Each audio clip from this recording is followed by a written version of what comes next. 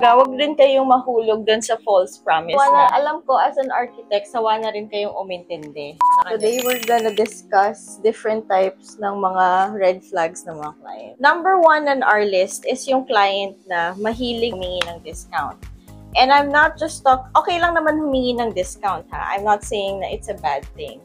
Pero yung tipong yung discount is talagang halos kulang na lang, ilibre mo na lahat ng services mo sa kanya. Meron pa akong isang na-experience na client na, architect, pwede bang bigyan mo ako ng malaking discount kasi marami pa akong projects na papagawa sa'yo. Focus muna kayo sa isang project. Yung munang at hand.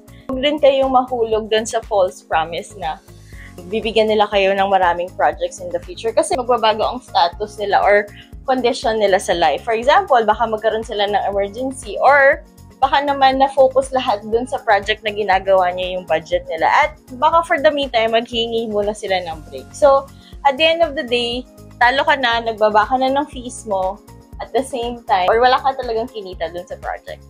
Number 2 naman sa list natin is yung mga mahilig sa unrealistic deadlines. Yung kaka-start nyo pa lang ng project is gusto nila is tapos na. Pero gusto nila, kunyari, yung project is ang duration niya is 1 to 2 months. Gusto nila between 2 to 3 weeks tapos na. So, isa din yun sa red flag na kailangan nyo rin to watch out for.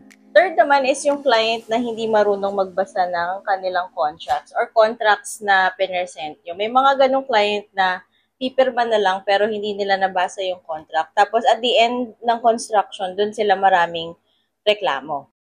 Number 4 naman is yung client na medyo may pagka-mahangin or mayabang na architect, meron akong ganito, architect, meron akong mga ganyan. Sila yung mahirap kausapin when it comes to project. As per my experience, yun yung mga